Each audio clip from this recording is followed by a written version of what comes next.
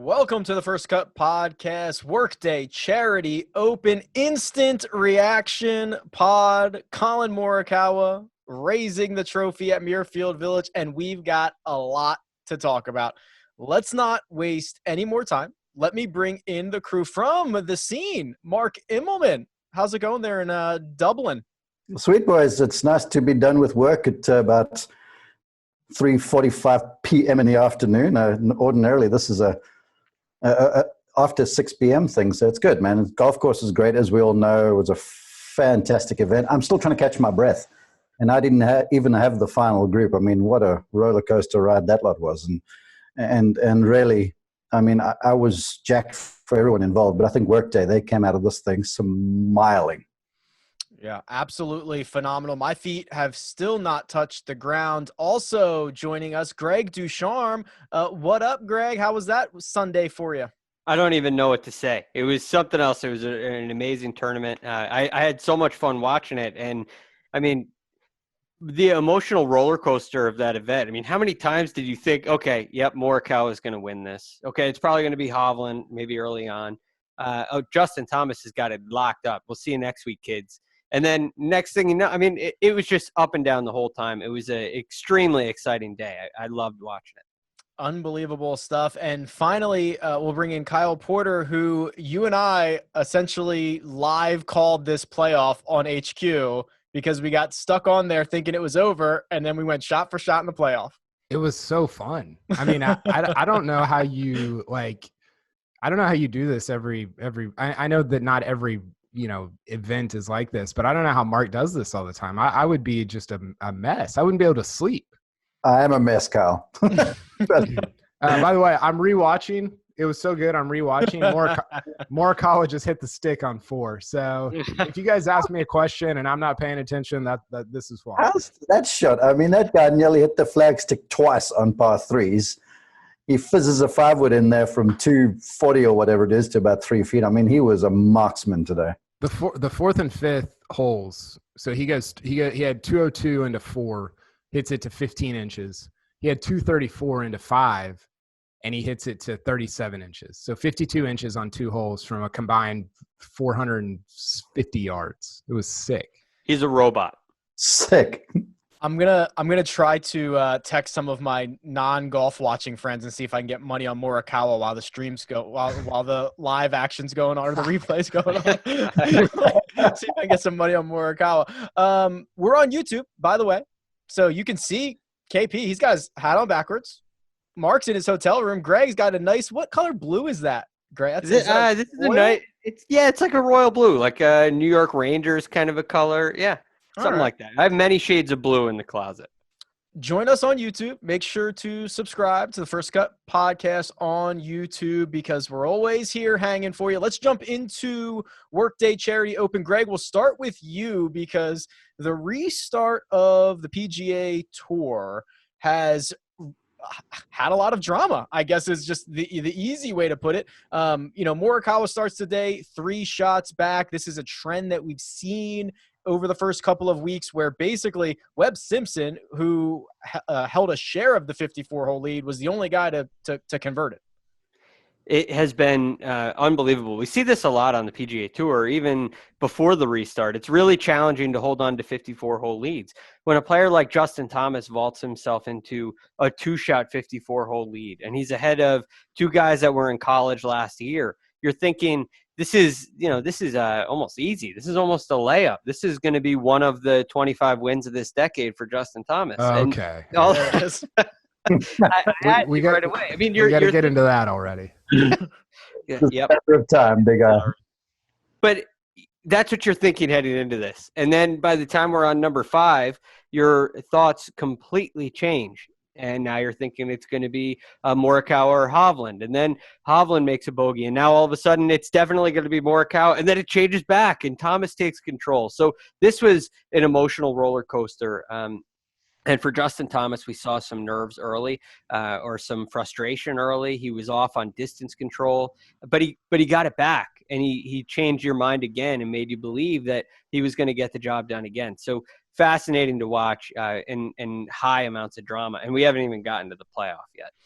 Yeah, we haven't even gotten to the playoff yet. I mean, that final grouping, Collin Morikawa, Justin Thomas, Viktor Hovland, it felt like a heavyweight battle all day, Mark. I know you didn't have this group, but what was like the sense from the course of what was going on out there?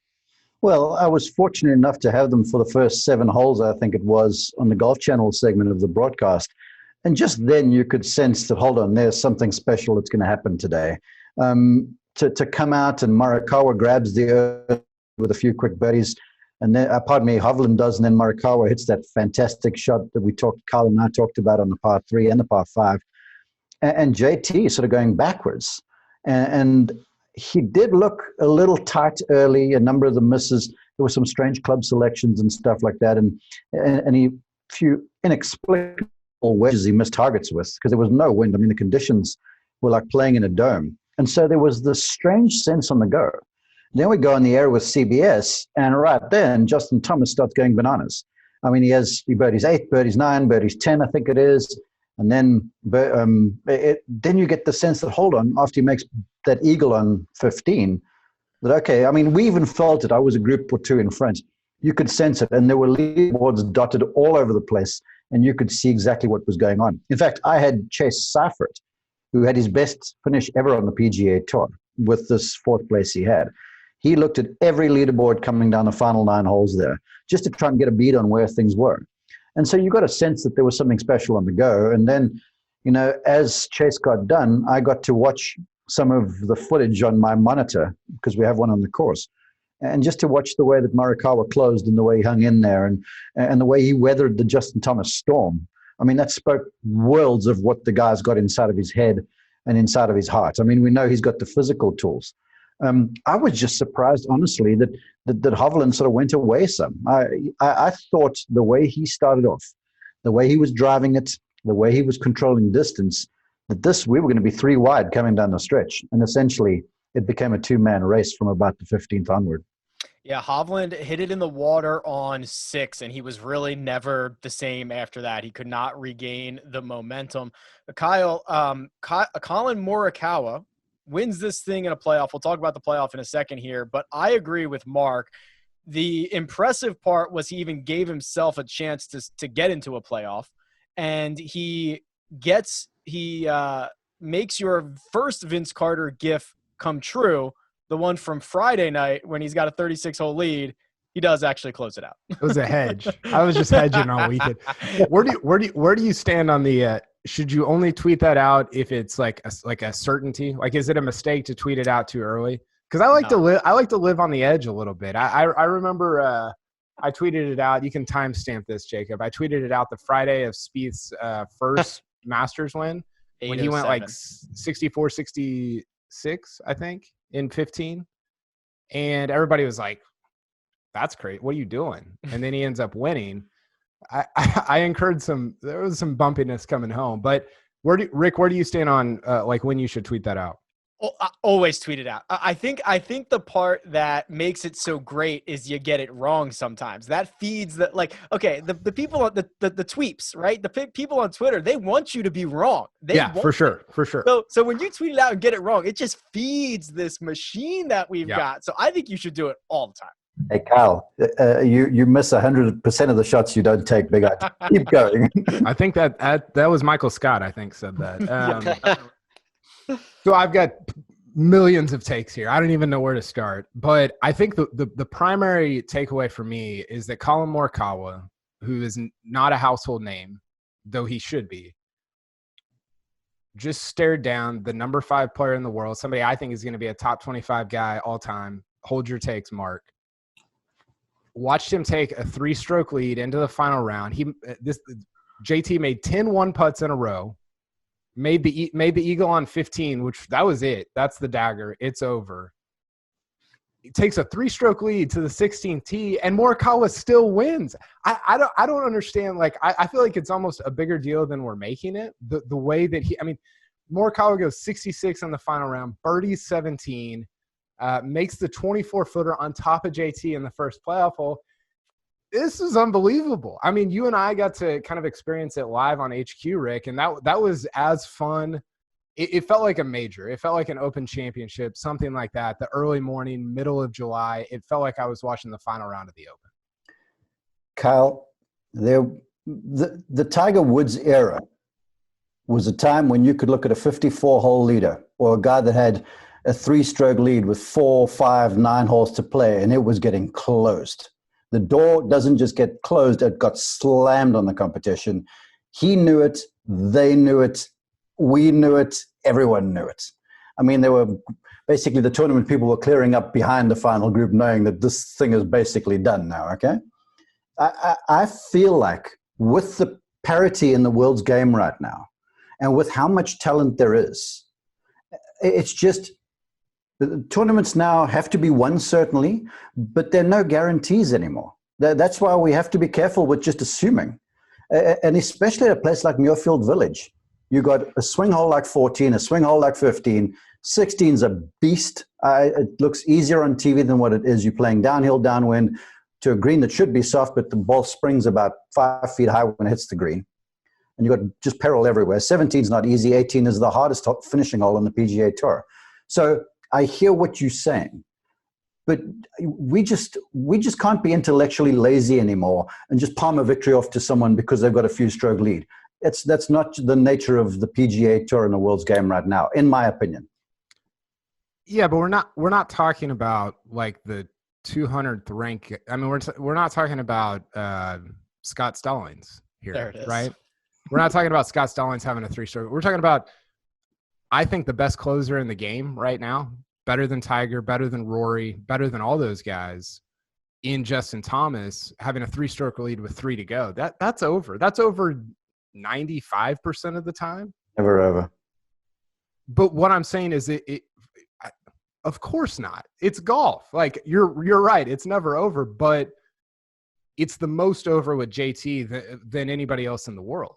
And so I almost feel like when we talk about Morikawa, we're underrating what he did in the final round to shoot 60. He gained 6 strokes on he was hitting pins from everywhere. I mean, it was an absolute show. And I almost feel like we're going to do the thing where we're like, oh, JT kind of blew it coming home, which, okay, that's fine. But also Morikawa shot a 66, made a 24-footer on the 73rd hole, and went out and won it. I think Morikawa deserves a ton of credit for doing that. I'm not disagreeing. So, sorry, go ahead, Greg. No, I was just going to say, you mentioned the 66 on Sunday. On the PGA Tour now, to your point earlier, Mark, somebody shooting in the mid-60s to win every single week on the PGA Tour. The days of which, I mean, look, I was really young when remembering this, but I remember a time when you could go shoot even par on the last day and it could get the job done. The guys in the final group would shoot, are around par, a couple under, and win. Guys don't do that anymore. Now you have to go shoot. You have to go win it every single time you tee it up because there's somebody behind you who's going to shoot 65, 66, 64. We've seen 62s. I mean, these guys are not afraid to go get it on Sunday, and somebody's going to do it. So there's really, you get to a point where no lead is safe. I think of Gary Woodland, who was in the top 5 this week. Back at the Century Tournament of Champions last year, he had a 5-shot lead, shot 5 under on the last day, and lost in regulation. like that's what happens on the PGA Tour now. So you have to go get it. And, a slow start for Justin Thomas, you could argue, cost him. He didn't start well, and he didn't end well. The middle was unbelievable. So you have to start well. You have to end well, at least one of the two, in order to get the job done on tour these days. Okay, let's talk about Justin Thomas, and let's talk about the playoff a little bit more. Mark, the 2 putts, what would this have been, the 74th hole where – they all blur to me. Yeah, whatever. The one where Justin Thomas buries like the 50-footer and then Morikawa drops the 24-footer on top of him. A couple of things about this. First of all, that is – I can't remember a scenario in which I exclaimed as loudly as I did in that moment, but I actually thought that in a weird kind of way, now that playoffs get into essentially match play, that Morikawa, after JT drops one on him, doesn't have to worry about like the 5-footer coming back. Like if he misses that putt, it's just like you make it and you move on, or you miss it and you get to pick it up. Yeah, you know what? That putt that Justin Thomas holed from that corner of the green down to that front hole location, you could lay 100 golf balls down there for him and he wouldn't do it. So the timing of that was it just lends itself to the story growing legs eventually. But to me, the big deal was Morikawa topping that, because that putt was not easy whatsoever. We saw Justin Thomas coming down a similar line in regulation with a putt to win that sort of wandered weakly off to the right-hand side, because you have to be so defensive going down there. So to your point, Rick, yeah, you can go ahead and give it some speed. But even with the green speeds at about 11.5 this week, there's so many rampant slopes in this place that thing was playing like about 13. And if it's online and you give it a little too much, it probably lips or wiggles out of the hole. So those two shots may, for me, be the two greatest shots of the day. And it's a big statement, I know, because there was so much else on the go. But the timing of that, and then for one guy to pull off the impossible, and then for the other guy to pull off the next to impossible and top him, I mean, that is just, we are lucky to see two young stars at the highest of their powers. I thought I saw on Twitter that when you use the tour average, like putting expectation for that, Kyle, for a 50-footer and then like a 24-footer, there was basically like a 0.5% chance that both of those putts drop. We saw it live.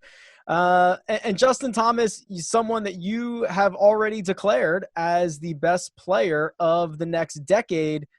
Not a good start for him, but there's many more opportunities coming, I assume.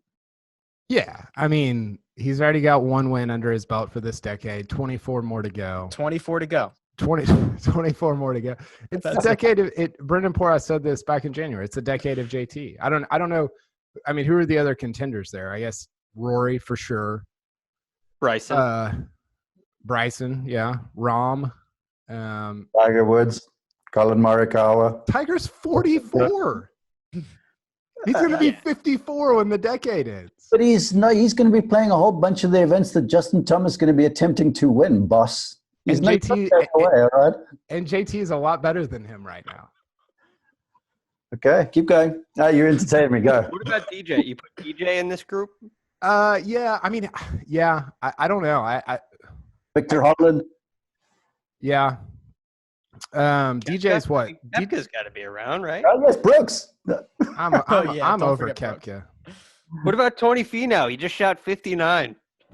Finau needs to get a win. Or whatever. Do you see that? He launched I think 208 mile an hour.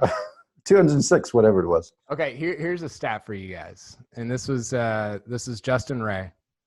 So he said the official list of youngest players to win 13 times on the PGA Tour since 1960. So that's the last 60 years. Tiger did it at age 23 and 9 months. Nicklaus 25 and 2 months. Rory 27 and 4 months. Mickelson 27 and 7 months. Johnny Miller 27 and 8 months. JT would have been 27 and 2 months. So he would have been between Jack Nicklaus and Rory McIlroy. So I mean, all those guys that I just listed are top 25 guys all time, including Johnny Miller, including Rory, including Phil.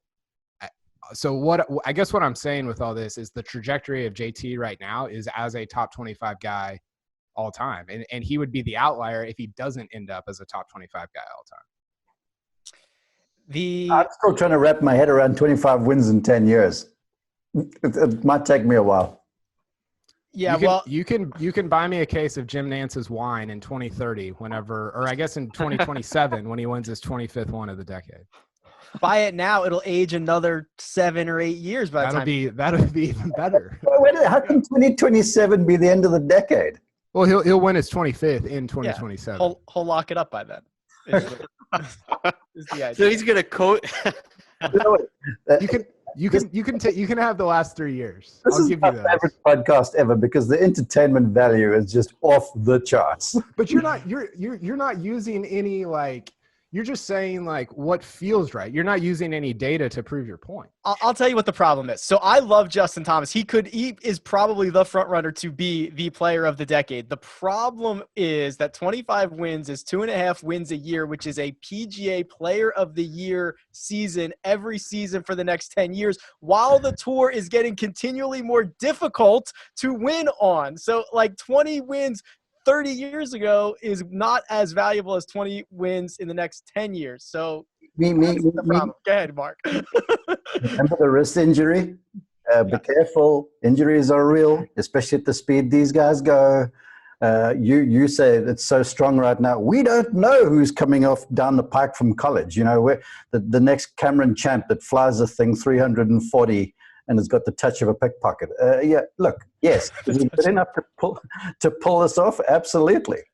I don't think JT's real worried about Cameron Champ right now. Yes, no offense. No, he and Bryson are similar age, right? I mean, is he worried about Bryson at all? For sure. I think Bryson's problematic, especially in events like just run-of-the-mill PGA Tour events. And so I don't know. I mean, who knows how this thing goes? And you guys are right. Like, the PGA Tour is getting more and more competitive. And I think JT, we talk about guys who are maybe like not getting as much length as they could, like a Finau, like a DJ, maybe like a Rory. I think JT gets all the length that he can with the way that he swings and what he does. So I just, his all-around game is unbelievable. I think he has the best all-around game on tour, but is there room to improve physically? I don't know. Mentally, for sure, you're always improving, but physically, I do think we're sort of at a, like, this is as good as he can possibly be from a physical standpoint. I've got a couple more names I just want to toss into the mix that we haven't really addressed right yet. John Rahm, don't forget him. Xander Schauffele, Patrick Cantlay. I know these guys aren't like, world beaters, but these are folks that have to get beaten every week. JT has won 12 times in his first 149 events. John Rahm has 3 wins. Patrick Cantlay has 2 wins. I mean, I think sometimes when we have the JT conversation, we don't fully appreciate what he's done so far. We talk about him and like Fowler as the same. JT has as many wins as Brooks Koepka and Ricky Fowler combined in 200 fewer events played. Not for 1 minute have I discounted Justin Thomas. And let's look at John Rahm's global schedule, because he plays in Europe as well, if you're tallying up victories. I mean, for sure, but we're talking about the PGA Tour here. Like, are we all of a sudden combining? Like, should we count Challenge Tour wins as well? No. If you're telling me John Rahm's only won 3 times, yeah, no. Okay. We'll ask Gary Player what we should count, and we'll get back to you on that, Kyle. Moving right along, Viktor Hovland, Greg, the Puerto Rico Open curse strikes again. We are now, I believe, 1,250 combined events for Puerto Rico Open winners before, I guess I shouldn't even say before they won again. It ends counting. Every time this happens, every time he gets close, the curse lives on just a little bit longer. So Tony Finau shoots 59 over the weekend, tweets about it. It's not a PGA Tour event, okay? Now, I know that's the second time I've brought that up. And then Viktor Hovland gets himself right into contention and isn't able to get the job done. Does it sway your opinion at all, Rick? Do you still think Hovland has the edge to break the curse, or do you think that Finau's got something cooking here behind the scenes he's going to bring out for these PGA Tour events? Hovland is going to win like next week. He's unbelievable. Yeah, he's going to absolutely win before Tony Finau does. Now, I guess let's talk about the way this went down, because Mark, you kind of mentioned this. Like, Hovland got off to a hot start. Hits it in the water on 6, and then just kind of faded into this event. And that was surprising for me. I think it was also a little surprising for you. No one said it yet on any platform, really, that this was his 5th week in a row, and he's driving everywhere. And he's playing the Memorial. And this course is a pretty good walk, and Colonial was hot, and the temperatures were 100 plus. South Carolina was hot and humid. Travelers, the same sort of deal. So I'm beginning to wonder when the emotional and the mental toll of this all will really start taxing him. And I'm wondering if this was the case on today, because he looked unbeatable through 5 holes. Yeah. He hits a decent tee shot down 6, and the lie on the fairway was fine. Granted, I went and looked; it was a little skinny there. I mean, the bent grass wasn't completely grown in, but he had 9-iron in his hand, and he skinned this thing in the creek that flanks the front side of that 6th green. So that, to me, sort of smacked of some fatigue. And then from there, it just looked like he couldn't really get back in the saddle.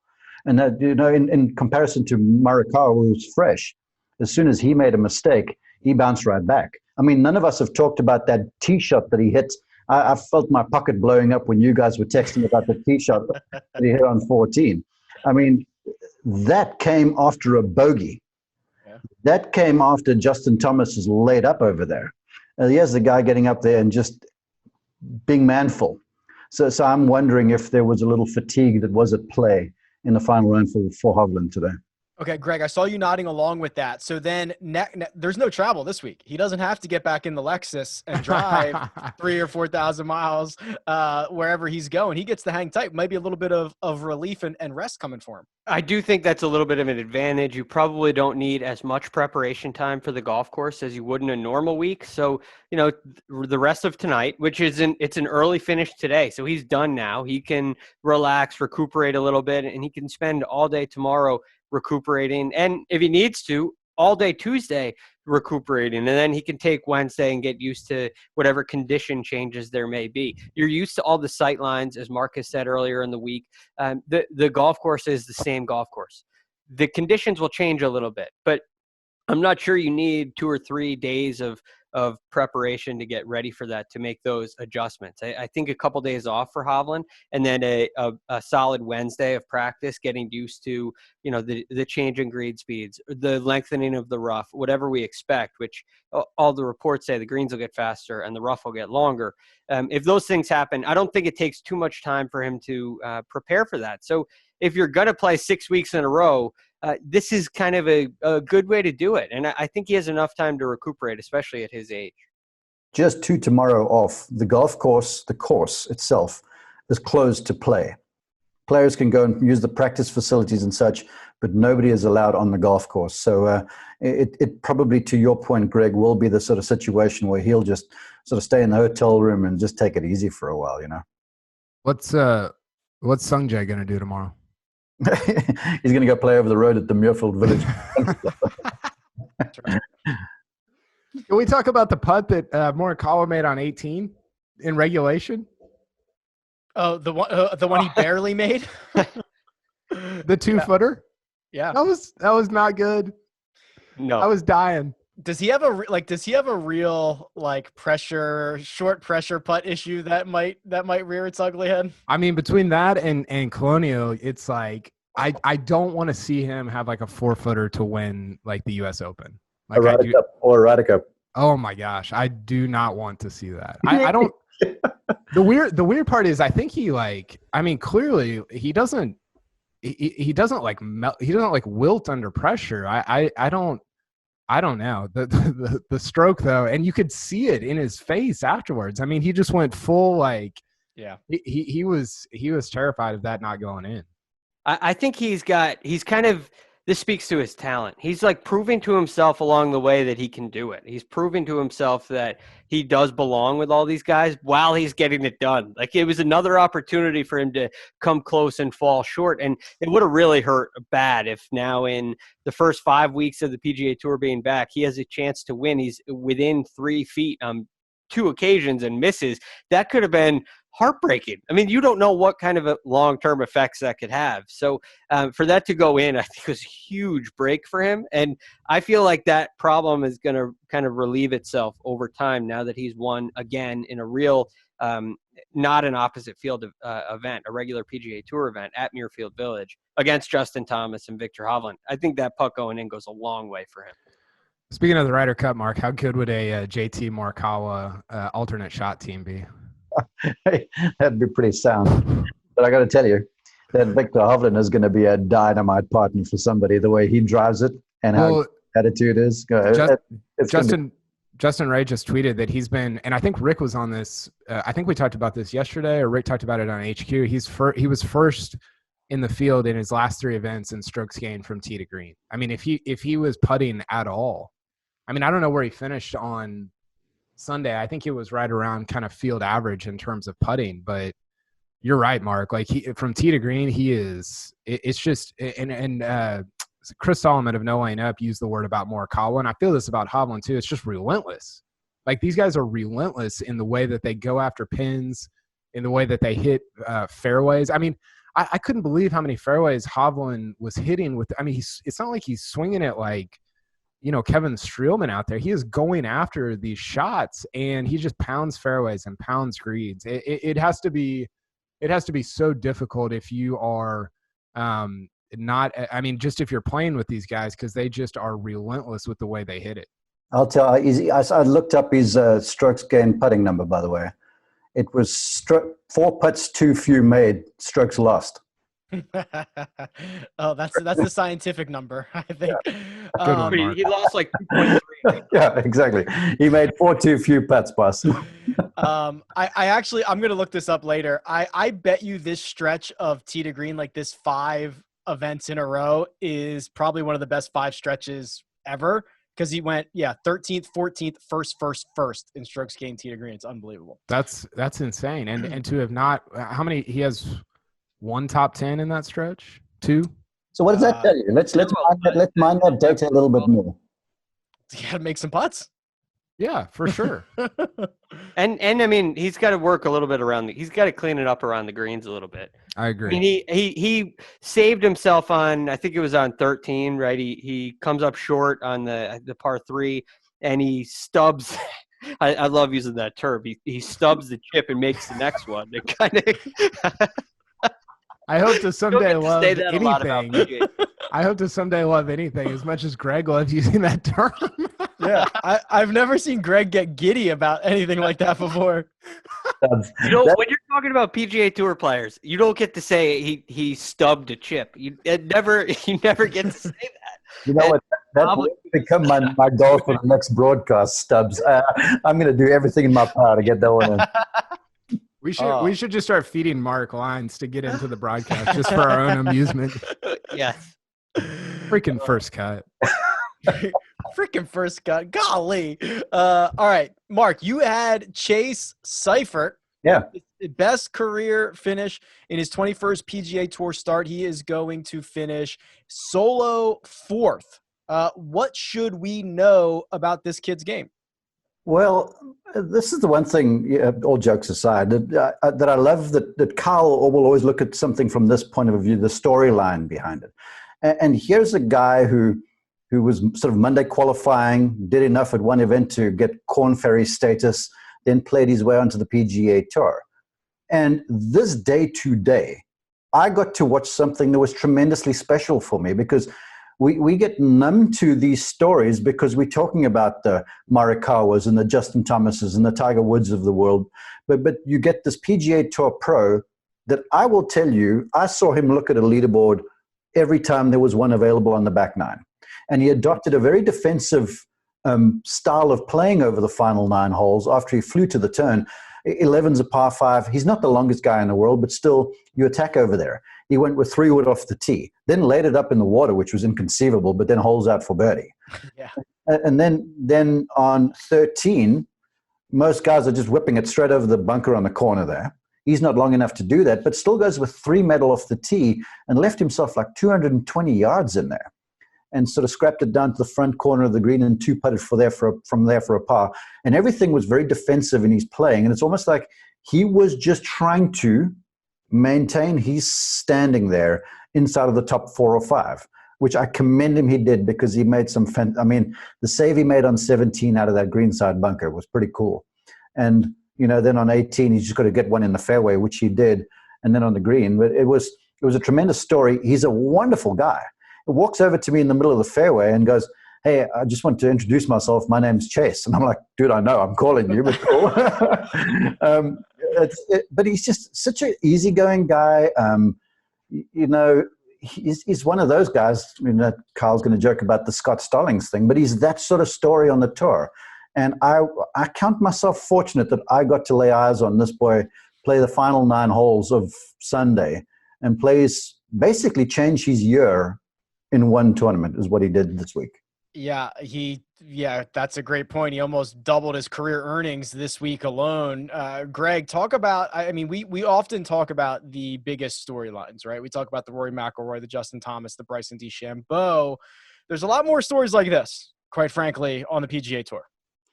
Constantly, week in and week out, you see it. I mean, Will Gordon at the Travelers Championship is a perfect example. There are players in this game that are so good that you've never heard of, and players that you never will heard of. I mean, you don't understand until you've seen it how kind of fine the line is between guys who make it and the guys who don't. And I mean, I tell this story all the time, but when I was working at Medalist, I played in I played as a marker and a member. And one day I played with Bud Cauley, who shot like the easiest 69 you've ever seen in 20-mile-an-hour winds. The next day I played with this guy who has never made it on any professional tour, tried for 8 years, and is now running an app. And he's played 5 rounds. He's played 5 rounds for the year. And he goes out on the back 9 and makes a par on 10 and then makes birdies the rest of the way. Birdies every single hole the rest of the way. You've never heard of him and never will. And he couldn't make it on tour. And I've never seen a guy play like that. He looked better than Bud Cauley, who's made it. So it's extremely difficult to make it out there. And anybody playing in any of these fields is extremely talented and is capable of doing what Chase did this week. So it's always fun to see these guys, change their lives in a week. What app is he running? I couldn't tell you. Let's guess. Whoop. Uber for dogs. PGA Tour shot tracker, shot link. Yeah, I think it's something like that, Mark. I don't think so. KP, did you want to say, was that your comment you were going for? Yeah, that's it. Okay. I didn't want to making jokes. I didn't want to move on if you had something else. No, that's it. The last guy we have to talk about, unfortunately for me, is Gary Woodland, who finished in 5th and was my absolute lock to miss the cut. In my defense, the whole argument was based around his driver, which he switched out on Thursday back to his trusty ping. But Kyle, I'm 1,000% convinced Gary Woodland during the weather delay on Thursday is basically like 2 over. It might have been Friday. He's out of this thing. It's over. He gets in his cart to go back to shelter, immediately backs it into a fence at full speed, must have knocked something loose in his head because he was lights out after that. Yeah, he really was. It's fitting that you go to me on this because I had Ricky Fowler as my lock to miss the cut. I think they ended up tying. No. Woodland was T5. Fowler was T20 or T22 or something like that. Yeah, but he played great on the week. Or like Saturday he was awesome. Yeah, he was. Woodland, by the way, first off the tee on Thursday, 10th off the tee on Friday. That aged like milk. it is like, how do you? It's so hard to know. And this is why, and this is where Mark is really good on stuff like this, is because you can't just look at the numbers, right? You can't just look at strokes gained. You can't just look at the data. You have to put together, okay, what am I seeing? And also what am I hearing? Like all this other stuff that's going on to put together the full picture. And so, yeah, Gary Woodland switches drivers on Thursday, lights out on Thursday, Friday. He kind of faded a little with the driver on the weekend. He lost strokes on Sunday, but still had a really good week. And this is just, I don't know, this is a course that I think we talked about this earlier in the week. He hits these just beautiful shots, and this is a course that receives those shots really well in terms of it being, I think you guys talked about, a second shot course. And so it's very easy to envision him having a ton of success around Muirfield Village. I think he's a fascinating play for next week when you're going to have everybody on Rory and Tiger and DJ and all Koepka, all these guys, Bryson at the top of the world rankings. I think Woodland would be a really interesting play. I think to your point, Kyle, there's a very clear moment in here, and Mark can probably speak more to this, but he changed drivers. He went back to the driver that he used to win the U.S. Open and kind of gets it back in an instant. And these are the kind of things that can happen on tour. You make a little tweak to your equipment. It doesn't work out. It's going to show in the numbers. And a change back sometimes can immediately it can kind of prove there's a sign, like Rick was saying earlier in the week, there's something wrong with the driver here. And he proved to you, Rick, yes, there was something wrong with the driver itself. So once he gets that fixed, now he's back to the Gary Woodland we all know and love. And a single moment like that change that sparks a turnaround in performance, I think is something when you're looking for plays in a week, like next week, as Kyle is saying, it's one of the biggest things you can look for. That's such a good call there, Greg, because I think at times, because these guys are so good, and we need to recognize, and it's been said often on this podcast, that if you're on the PGA Tour, you are good. You reference so. But these are human stories. They are not supernatural or superhuman. I mean, someone could have had an argument with a wife the night before, and you're still carrying that into the following morning, early morning tea time, or you've got a child that's sick, or you've tweaked your back. There are all these stories that oftentimes we don't get. And it's so crucial. And that to me is why it's becoming increasingly difficult to win, because it could be something as simple as making a change to the driver head setup. All of a sudden you had one or two flush, the confidence percolates and off you go. And that to me is why the mindset of these players nowadays is, I just got to do this once, twice, 2.5 times if you're JT for the next 10 years, and then everything's going to be great, Okay, so real quick, JT just birdied 14. Do you guys think he's going to win? What kind of odds can I get on Morikawa? He's at 19 under. It's been awesome. The driver that Morikawa, we talked about this earlier, the driver he hit on 14 was insane. I can't get enough. I want to watch the whole thing again. It's so good. We're going to look ahead to next week. Real quick, Mark, low key, I'm pretty sure at some point last week, did you say it was going to be Hovland 1, Morikawa 2, or Morikawa 1, Hovland 2? You almost nailed the exacta. I'll tell you what, I was saying to Greg, you guys weren't on the podcast. We were around one recap, and I'm like, Greg, you got to understand me. I live in a one-and-done world, and all I was wanting was Hovland to win, but I kind of wanted my matchups to work out too. So I was like, I'll take Morikawa second. That's what I remember. All right. We will look ahead to next week. It is the Memorial. Maybe talk a little bit of news. And first, we're going to take a quick break and hear a word from our partners. And we're back. All right, gentlemen. It is now officially Memorial Week, so no travel necessary. Mark, you're there. You're staying there. What can we expect from Muirfield Village from what we saw for the workday to now what we're going to see at the Memorial? I just want to know if someone can get into my hotel room and change my linens and my towels. That would be fantastic after being here for 7 days.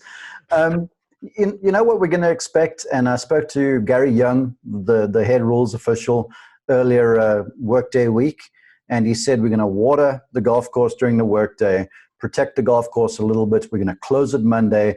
They're going to put insecticides and stuff on all over the golf course and on the greens too. And then they are going to push this sucker to the edge, because next Monday morning, they've already got the heavy equipment waiting. It's actually waiting in the parking area of the clubhouse to basically get in here. They're going to rip up the greens. They're going to redo bunkers. They're going to basically almost retool this golf course. Its shape will remain the same, although I think Mr. Nicholas may, on 13, add an extra bunker down the left-hand side after guys like Sam Burns were whipping it over the top of that thing. But so it's going to be a firm, fast golf course, and it's going to be our first look at a major championship. It's going to play like a major. We've got a major field. Jack Nicklaus is going to be there. It is going to be awesome. I'm pretty sure this week was our first look at a major championship. That was the thing I just watched was a major. It felt like one. It did. It freaking felt like a major. You're right. It felt like a PGA championship. I'm expecting you're going to see kind of a hybrid of the Masters, obviously, because the golf course is the same. Lots of undulation, fast greens, difficult hole locations, premium on iron striking. It's going to be a hybrid of that in the US Open, because I'm pretty sure the rough is going to be like 3.5 and lush over the next while. Felt like a shot at the PGA there, Mark. What? It felt like a shot at the PGA. No, the PGA at Harding Park. That is going to be a fantastic event. Greg, the field, major championship caliber. I'm looking at this. I think it's only Adam Scott who's not going to be here. No Tommy Fleetwood. It's the Euro guys, right, who are kind of dealing with everything else. But, I mean, I think I've heard of this guy, Tiger Woods. He'll be in attendance. Tiger. Oh, yeah. I think that guy's done pretty well here a couple times, right? He's okay. I think he may have won even once before, maybe 5 other times. Yeah, Tiger is going to be back. What I find so interesting about this event You mentioned all the great ball striking of Viktor Hovland. We have talked at length on this podcast about how Collin Morikawa is maybe the best iron player in the game, how Justin Thomas is maybe the best iron player in the game. The guy we kind of always say except for is Tiger Woods, and he's back this week, back in action. So on a second shot golf course like this, to have the best iron player in the game back in action, a place he's won 5 times, is extremely exciting. So I'm really looking forward to having Tiger Woods back here. And if his game is in good form, if it's anything like it was at the match back in May, we may be in for a real treat. And then to throw in another ring, we have Bryson back in the mix. And he's kind of, maybe not the iron player of these other guys, but he's taking this totally new approach to the game that is going to be fascinating to see. I can't wait to see how a golf course like Muirfield, in, as Mark was saying, major championship condition, how it receives a Bryson DeChambeau style of play. So I can't wait to see it. And if Mark, you think that Sam Burns is making Jack Nicklaus adjust some bunkers, just wait till Bryson tees it up this weekend. Yeah, good call. Right? Well, if we don't get the Bryson Brooks There we pairing, go. come There we on. go. Yeah. Come on. Somebody should be put on probation. Yeah, we got to get that. Who else do we got to get? I mean, everybody's here. We can pair anybody we want with one another. Like who else do we want here? Just run back JT Morikawa. Yeah, I'd like to throw JT Morikawa and Tiger together. With 3 best iron players in the world. That'd be good. Mark, How about do you agree? Jordan Spieth and Patrick Reed? You know what? You're just admitting that, Cal. It took you a while, but you've come around. It was an unbelievable take, and at the time, like when was that? Was that in January? I don't know. It was wasn't it last year? I don't know. I think it was at like the President's Cup, wasn't it? I feel like that's when this happened. So it would have been like December, right? It was an amazing take, and I didn't recognize it. Just like you don't recognize my JT take right now.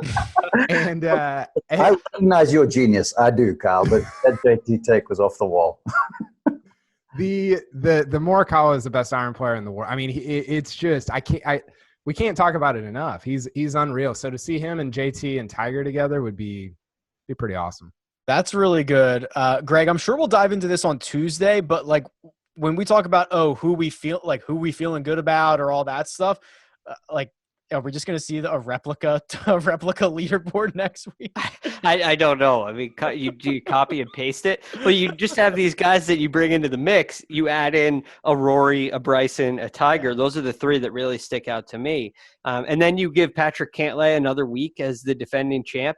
You give him another week to get into the mix. You give Xander Schauffele another week to get into the mix. The odds say that those guys are going to get themselves up into contention. But, I mean, it feels like you can kind of copy and paste at least the top 3 of this leaderboard and play them again next week and do quite well. I think the Bryson thing is really interesting because he was obviously led the field in driving in Detroit, but he was second to last in terms of proximity to the middle of the fairway. That's not the terminology for it, but you know what I'm saying. And from the edge, I think they call it. There you go. If Mark's right, and I think he is, that the rough will be up a ton, how's that going to work out for him? I think it's certainly if everybody's in the rough, then it's to your advantage to be the farthest up in the rough because you're hitting 9 iron instead of 4 iron, obviously. But I think that aspect, just if we're talking bigger picture, is going to be super interesting. You know what? That is a good take there. And Bryson gave us his secret in Detroit. He said before the thing, he goes, look, no shade on you, Donald Ross, but all your bunkers are 290, and I'm just taking it straight over the top of these things. Now, a number of the bunkers at this range, they all sort of like the 280 to about 320 range. He can cover all those. But say again? He can cover all of those. Yeah, but then you've got rough on the other side of that sort of stuff, and then you're on the downhill of a bunker out of the rough, then all of a sudden it's a different thing. If these bunkers are level with the ground, then you're playing at a level rough, you're fine. But if you could be Hulk. If you're for downhill lie at a 3.5-inch Kentucky bluegrass, you're going to have a real tough time. Then you add to that some firm greens, and that's a different deal entirely. And the thing about the Donald Ross places, they tilt largely from back to front, the greens, that is. So you're hitting to a receptive dartboard with a wedge. Well, yeah, at Nicklaus's place, you've got humps and hollows and things all over the show. So it does behoove one to play out of the fairway. We saw that with Hovland. We saw that with Morikawa. And so power helps. but I still think you're going to see a proliferation of the really quality ball strikers who are powerful and precise, like a McIlroy, for argument's sake. I can't wait until Bryson bench presses Barbara Nicholas after he wins. That's going to be that'll make the rounds on Twitter, I think. I have to follow that now. All right. Jon Rahm shot the round of the day on Sunday, by the way. 8 under 64 with 2 bogeys on the card. He might be a threat for next week. I do also have to provide a quick one-and-done update. Greg Ducharme, congratulations, my friend. You nailed Collin Morikawa.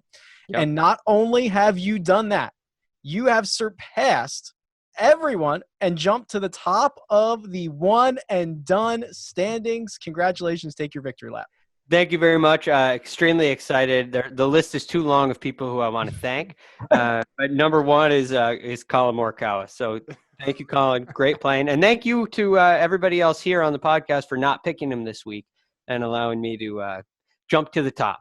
Well, I would have picked him if I hadn't picked him at Colonial. But, Greg, I got to acknowledge this. You've had a win, 6 top 5s, 9 top 10s, and you've cashed 12 out of 14 times. Because I think is that a player of the year type season? I need a few more wins, I think. But it really is. So Rick, you need 2.5. You need 2.5. KP, I'm fairly confident you have not earned $1 in the restart. 0. Me and Tiger have earned the same amount of money since the restart. I was with you this week. I had Brooks, you had Rose, and then Mark. I mean, you had Viktor Hovland. You banked $420,000, but Greg clipped us. Rose shot an 80 on Friday. What was that? What was he even using clubs? Doesn't matter what brand they are. Man. I think Jon Rahm shot an 80 yesterday, by the way. Shot 75. No, well, it's close. Still pretty bad. Hard course. All right. That'll do it. We'll wrap it right there. We'll be back on Tuesday with the DFS preview. We will actually, how about this? Early. Not my belt. Come on now. Oh, Mark, you won the belt again. 8-4. 8-4 in the matchups. Mark is killing us in the matchups. He's gonna walk away with it like young Tom Morris. Yeah. We're gonna create the wiki page for like weeks holding the belt like they have for weeks at the number one. Mark, young Mark Immelman. Young Mark Immelman with the belt. Now I forgot where I'm at. Okay, on YouTube, we are early releasing the DFS preview. So if you want it early, which you probably do, go and subscribe. First Cut Podcast on YouTube. We'll be there. You can find Mark Immelman on Twitter at Mark_Immelman. You can find Greg Ducharme on Twitter at TheRealGFD. You can find Kyle Porter on Twitter at Kyle Porter CBS. You can find me on Twitter at Rick Run Good. This has been The First Cut. We'll catch you next time. This one's for you, Workday.